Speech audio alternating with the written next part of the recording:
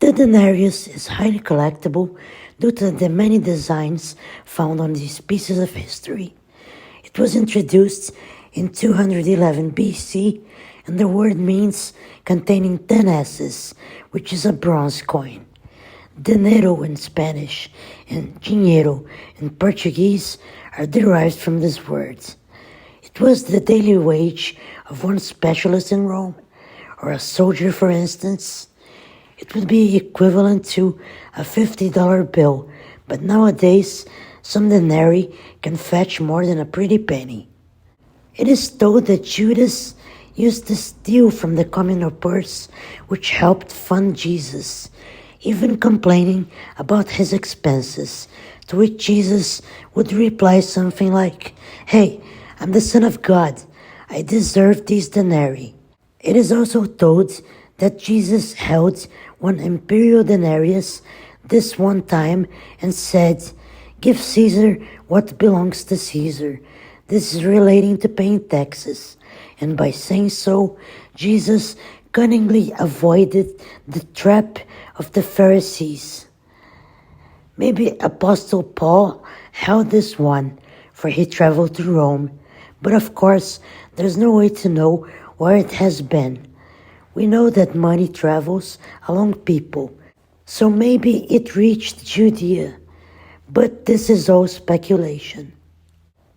This particular circulation one is quite worn and it is missing some details, but I'd say it's extremely fine. To hold a piece of such rich history is truly an experience. The Farsuleius Denarius was struck in 75 BC. It weighs about 3.8 grams, and when tested on the sigma at 90% silver, it stays within the brackets, but it probably contains a little more than 90%, taking what I've read into account. The other denarius tested the same, so maybe this is a constant for the machine. Diameter is 19 millimeter, and it was hammered into shape. The obverse displays Liberta, the goddess of liberty, and it's about the same character as Lady Liberty, which we see on US coins. She appears to be wearing an earring and a diadem, as well as a pearl necklace. A mushroom is behind her, and the mark SC, or Senatus Consulto, meaning with permission of the Senate. This was probably propaganda, but the Senatus did lose a lot of its powers, and it could not actually be the case. Sometimes coins bearing this mark were special editions meant to finance something like a war or a project. The inscription reads Mensor, Lucius' last name. Farsuleius was a triumvir monetalis, so he supervised the work of the casters and the design himself. His name on the coin just might have been propaganda too. There's a beaten real border present off-center.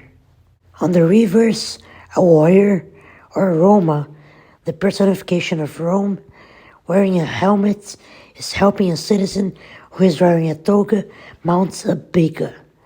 2 horses are shown, but one of the horses' heads is worn off. I consider this to be a call to arms for what I do not know. A border of dots is shown. A monier's mark can be seen below the scene, and then El Farsulei. The gens Farsuleia was an obscure plebeian family at ancient Rome. This silver coin is quite unique due to its rarity. It is a Republican denarius with an obscure past. It is not exactly cheap, but it's not super expensive.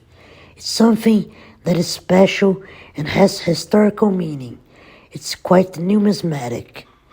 So please subscribe, for I believe this channel is also special in its own way. Thanks for watching, and Vale!